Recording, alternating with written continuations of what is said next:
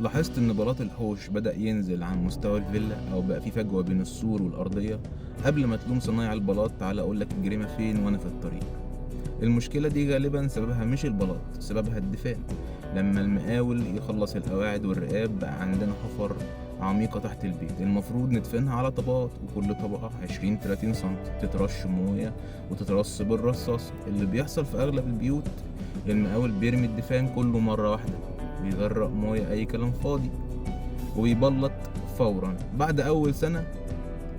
مع مياه الأمطار أو غسيل الحوش التربة تبدأ تنضغط وتنزل بفعل الجاذبية، وبتاخد معاها البلاط تسحبه لتحت، ويفضل جزء متعلق في الهواء أو ينفصل عن جدار البيت. طب إيه الحل لو لسه بتبني؟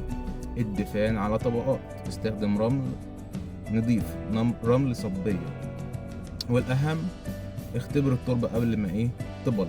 ولو بيتك جاهز والمشكلة حصلت ما ترقعهاش بأسمنت وخلاص، لأن الهبوط ممكن يستمر ويسبب لك مشاكل في مواسير الصرف تحت الأرض.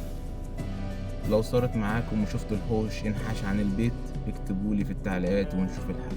أنا مهندسكم اون رود وضربكم خضر.